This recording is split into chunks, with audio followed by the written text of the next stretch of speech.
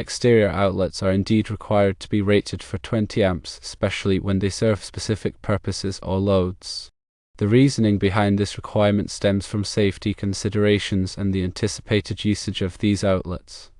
Firstly, the National Electrical Code, or NEC, sets forth guidelines for electrical installations, including those on the exterior of buildings.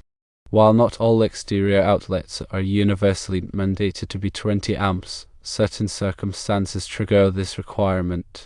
These circumstances typically involve outlets intended to supply power to appliances or equipment that draw a significant amount of current. Secondly, consider the typical use cases for exterior outlets. They often power tools, landscaping equipment, holiday lighting, and other devices that demand a higher amperage than standard indoor receptacles. A 15 amp outlet might suffice for low power devices, but it could easily become overloaded when used with heavier equipment, leading to potential hazards such as tripped breakers or even electrical fires.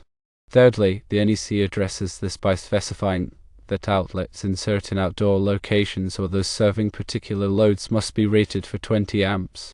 This ensures that the electrical system can safely handle the demands placed upon it without creating dangerous conditions. Fourthly, ground fault circuit interrupter, or GFCI, protection is also a crucial aspect of exterior outlet installation. GFCI outlets are designed to detect even small imbalances in current flow, indicating a potential ground fault. When a ground fault is detected, the GFCI trips the circuit, cutting off power and preventing electrical shock. The NEC mandates GFCI protection for most outdoor outlets to safeguard against the increased risk of electrical hazards in damp or wet environments. Fifthly, when installing exterior outlets, it's essential to use weatherproof enclosures and covers. These enclosures protect the outlets from rain, snow, and other environmental factors that could cause corrosion or electrical shorts. Weatherproof covers should be used even when the outlet is not in use to prevent moisture from entering the receptacle. Sixthly, the specific requirements for exterior outlets can vary depending on the local electrical codes and the intended use of the outlet. It's always advisable to consult with a qualified electrician to ensure that the installation meets all applicable regulations and safety standards. An electrician can assess the load requirements and determine the appropriate amperage rating for the outlets, as well as ensure proper GFCI protection and weatherproof measures. Seventhly, consider the types of equipment that will be plugged into the exterior outlets. If the outlets are primarily intended for low-power devices such as string lights or phone chargers, a 15 amp circuit might be sufficient. However, if the outlets will be used to power tools, lawnmowers, or other heavy equipment, a 20 amp circuit is recommended. Eighthly, when in doubt, it's always better to err on the side of caution and install 20 amp outlets. This provides a greater margin of safety and ensures that the electrical system can handle a wider range of loads without overloading. Moreover, future-proofing the electrical system by installing 20 amp outlets can prevent the need for costly upgrades later on if the power requirements increase. Ninthly, the NEC provides detailed guidelines on the installation of outdoor outlets, including the proper wiring methods, grounding requirements, and overcurrent protection. These guidelines are designed to minimize the risk of electrical hazards and ensure that the electrical system operates safely and reliably. It's important to follow these guidelines carefully to avoid code violations and potential safety issues. Tenthly, regular inspection and maintenance of exterior outlets are also crucial for ensuring their continued safe operation. Outlets should be checked periodically for signs of damage, such as cracks, corrosion, or loose connections. Any damaged outlet should be replaced immediately to prevent electrical hazards. The weatherproof covers should also be inspected to ensure that they are in good condition and providing adequate protection from the elements. 11thly, it's worth noting that some jurisdictions may have specific requirements for the placement of exterior outlets. For example, some codes may require outlets to be located a certain distance above the ground or to be protected by bollards or other barriers to prevent damage from vehicles or equipment.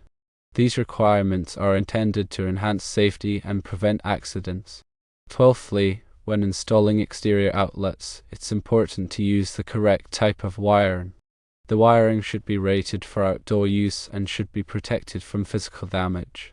Underground wiring should be buried at the proper depth and should be clearly marked to prevent accidental damage during excavation. 13thly, the use of extension cords with exterior outlets should be minimized whenever possible. Extension cords can be a tripping hazard and can also become damaged or frayed, creating a risk of electrical shock. If extension cords are necessary, they should be heavy-duty and rated for outdoor use. They should also be inspected regularly for damage and replaced if necessary. 14thly, consider the use of smart outlets for exterior applications. Smart outlets can be controlled remotely via a smartphone or other device, allowing users to turn them on or off as needed. This can be particularly useful for controlling holiday lighting or other outdoor devices. Smart outlets can also provide energy monitoring features, allowing users to track their energy consumption and identify opportunities to save money. 15thly, the NEC also addresses the use of surge protection for outdoor outlets. Surge protection devices can help to protect sensitive electronic equipment from damage caused by power surges. Power surges can occur due to lightning strikes, utility switching, or other events. Surge protection devices should be installed in accordance with the manufacturer's instructions and should be properly grounded. 16thly, when working with electricity, it's important to always follow basic safety precautions. These precautions include turning off the power at the circuit breaker before working on any electrical components, using insulated tools, and wearing appropriate personal protective equipment such as gloves and eye protection. It's also important to avoid working in damp or wet conditions. 17thly, the NEC is updated every 3 years to reflect changes in technology and best practices. It's important to stay up to date on the latest edition of the NEC to ensure that electrical installations are safe and compliant. Local electrical codes may also have additional requirements that are not covered in the NEC. 18thly, the proper grounding of exterior outlets is essential for safety. Grounding provides a path for fault current to flow back to the source, tripping the circuit breaker and preventing electrical shock. Exterior outlets should be grounded to a properly installed grounding electrode system. The grounding electrode system should consist of a ground rod, ground plate, or other approved grounding electrode.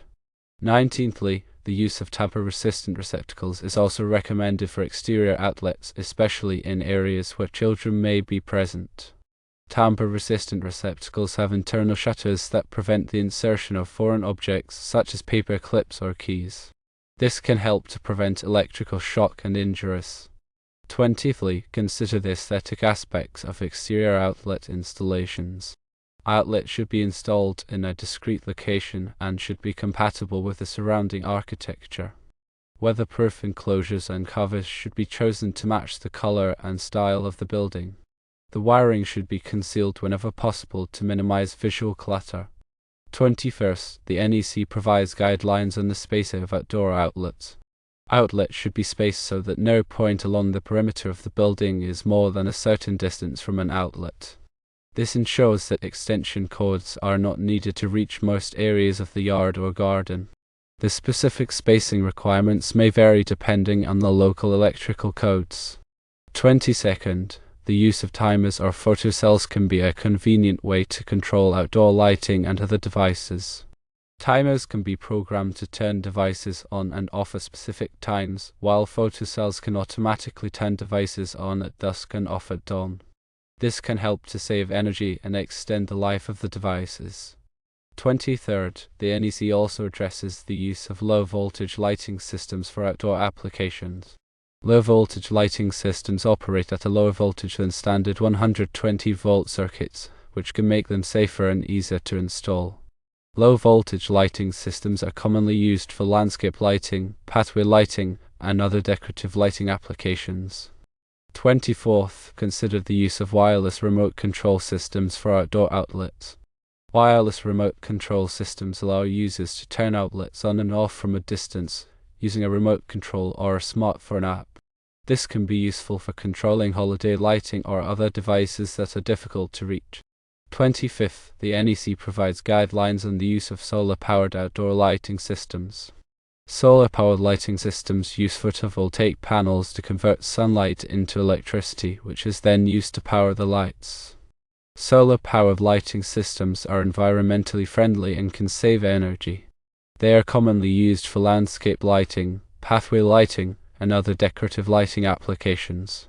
26. When installing exterior outlets near swimming pools or other bodies of water, it's important to follow special safety precautions. The NEC has specific requirements for electrical installations near swimming pools to minimize the risk of electrical shock.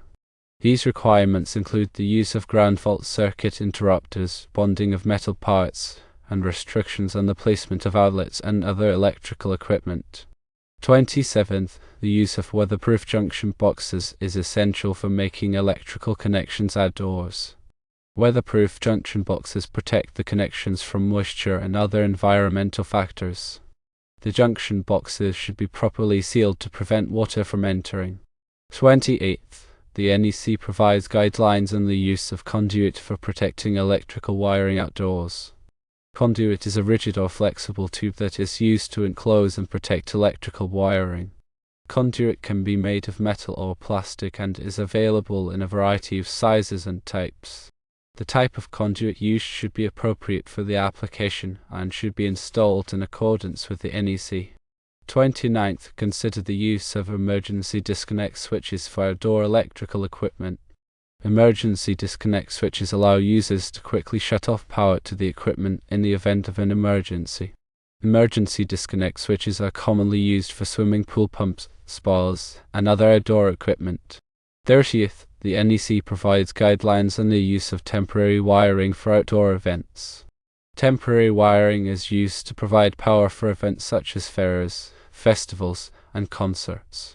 Temporary wiring should be installed in accordance with NEC and should be inspected regularly to ensure that it is safe. 31st. Consider the long-term maintenance requirements of exterior outlets. Outlets should be inspected regularly for damage and should be replaced if necessary. Weatherproof covers should be cleaned and lubricated periodically to ensure that they are functioning properly. Wiring connections should be checked to ensure that they are tight and secure. 32nd. The selection of appropriate weatherproof enclosures and covers is crucial for ensuring the longevity and reliability of exterior outlets. Enclosures and covers should be made of durable materials that can withstand the elements. They should also be designed to prevent water from entering the outlet. 33rd. The NEC provides guidelines on the use of arc fault circuit interrupters, or ASIs, for outdoor circuits. ASIs are designed to detect arc faults, which are a common cause of electrical fires. ASIs can help to prevent electrical fires by shutting off power to the circuit when an arc fault is detected. The NEC requirement should be consulted to determine if ASIs are required for outdoor circuits. 34th. Consider the use of energy-efficient outdoor lighting fixtures. Energy-efficient lighting fixtures can save energy and reduce electricity bills. LED lighting fixtures are a popular choice for outdoor lighting because they are energy-efficient and long-lasting. 35th. The NEC provides guidelines on the use of Power over Ethernet, or PoE, for outdoor applications. PoE is a technology that allows electrical power to be transmitted over Ethernet cables along with data. PoE can be used to power outdoor devices such as security cameras, wireless access points, and lighting fixtures. The NEC requirement should be consulted to ensure that PoE installations are safe and compliant. 36th. The installation of exterior outlets should always be performed by a qualified electrician. Electricians have the knowledge and experience to install outlets safely and in accordance with the NEC. Hiring a qualified electrician can help to prevent electrical hazards and ensure that the electrical system is operating properly. 37th. Always remember to prioritize safety when working with electricity. Electricity can be dangerous, and it's important to take precautions to avoid electrical shock and other hazards. Always turn off the power at the circuit breaker before working on any electrical components. Use insulated tools and wear appropriate personal protective equipment.